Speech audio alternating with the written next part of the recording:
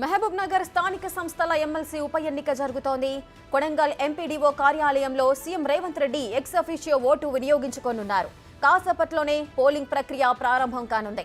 మొత్తం 1439 మంది తమ ఓటు హక్కును వినియోగించుకోనున్నారు. ఉమ్మడి జిల్లా వ్యాప్తంగా 10 పోలింగ్ కేంద్రాలు ఏర్పాటు చేశారు. పోలింగ్ కేంద్రాల దగ్గర 144 సెక్షన్ అమలవుతోంది. నియమావళిని ఉల్లంఘిస్తే కఠిన చర్యలు తీసుకుంటామని ఎన్నికల అధికారులు ప్రకటించారు.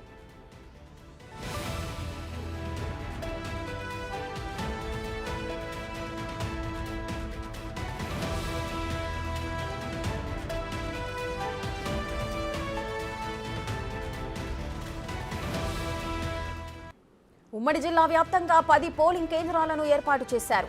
1439 మంది ఓటర్లలో 888 మంది ఎంపీటీసీలు, 83 మంది జెడ్పీటీసీలు, 449 మంది కౌన్సిలర్లు, 14 మంది ఎమ్మెల్యేలు, 2 ఎంపీలు తమ ఓటు హక్కు వినియోగించుకోనున్నారు.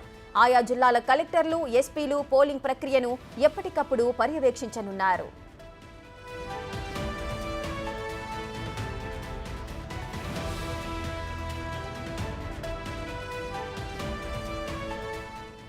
ఎమ్మెల్సీ ఎన్నికలకు సంబంధించిన పూర్తి డీటెయిల్స్ మా ప్రతినిధి శంకర్ అందిస్తారు.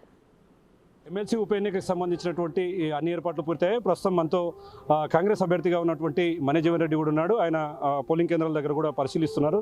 సార్ చెప్పండి సార్, ఎట్లా ఉండబోతుంది, ఏర్పాట్లు ఎట్లా చేశారు, మీ విజయం ఎట్లా ఉండబోతుంది సార్? ఏర్పాట్లు ప్రభుత్వ యంత్రాంగం ఏర్పాట్లన్నీ భారీ స్థాయిలో చేశారు. అన్నీ పర్ఫెక్ట్ ఉన్నాయి. దానికి కలెక్టర్ గారికి ధన్యవాదాలు తెలుపుతున్నాను. విక్టరీ అనేది కన్ఫర్మ్ అయిపోయిందండి. వేరే దాంట్లో నాకు ఏం ఆలోచన కానీ ఎటువంటి సందేహం ఏం లేదు. డెఫినెట్గా భారీ మెజార్టీతో గెలవబోతున్నాను. పాలమూరు పురోగతికి ఇది ఫస్ట్ ఎగ్జాంపుల్గా మనం చూడాలి. ఎందుకంటే మన సీఎం గారు వచ్చిన తర్వాత ఇది ఫస్ట్ ఎలక్షన్. పెద్ద మెజార్టీతో మనం గెలిచి మన పాలమూరుని అభివృద్ధి చేసుకునే దిశగా మనం ముందుకు పోతున్నాం. సార్, అంటే వాళ్ళు బీఆర్ఎస్కు సంబంధించిన నాయకులు ఎక్కువ ఉన్నారు, స్థానిక ఓటర్లు ఎక్కువ ఉన్నారు, ఖచ్చితంగా గెలుపు మాదేనని చెప్పి కూడా బీఆర్ఎస్ ధీమా వ్యక్తం చేస్తుంది. దాన్ని ఎట్లా చూస్తారు సార్? అదేం లేదండి, నేను చాలా మంది దగ్గర పర్సనల్గా ఇంటరాక్ట్ అయినా, వాళ్ళకి ఆ ఫీలింగ్ లేదు. డెఫినెట్గా ప్రభుత్వం మారాలని ప్రజలు కోరుకున్నారు. ప్రజలు కోరుకున్నట్టు ప్రభుత్వం మారింది. ఈరోజు వాళ్ళు కోరుకున్నట్టు స్థానిక సంస్థల ఎమ్మెల్సీ అభ్యర్థి కూడా నేను గెలవబోతున్నా. అంటే సార్, గతంలో వాళ్ళన్నట్టుగా అంటే మీరన్నట్టుగా వాళ్ళకు మర్యాదలు లేవు కాబట్టి వాళ్ళు కాంగ్రెస్ వైపు మొగ్గు చూపుతున్నారు. ఒకవేళ మీరు గెలిస్తే వారికి సంబంధించి అదే రిపీట్ అవుతుందా, లేకుంటే ప్రజాపాలన ఖచ్చితంగా వాళ్ళ దృష్టికి తీసుకుపోతారా?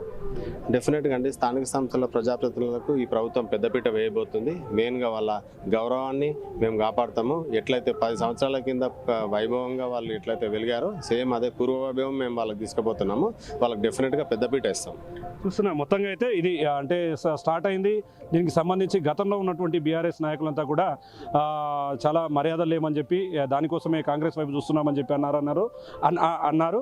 దానికి సంబంధించి ఈసారి ఈ స్థానిక సంస్థల ఓటర్లంతా కూడా కాంగ్రెస్ వైపు ఉన్నారు, కాంగ్రెస్కే ఓటేస్తారు. ఖచ్చితంగా నా విజయం దాదాపుగా ఖరారు అయిందని చెప్పి కూడా కాంగ్రెస్ ఎమ్మెల్సీ అభ్యర్థిగా ఉన్నటువంటి జీవన్ రెడ్డి చెప్తున్నటువంటి పరిస్థితి కనిపిస్తుంది. ఇది ఇక్కడ latest update. Camera person Nageshwar, Shankar Goud, big TV, Mahabubnagar నుండి.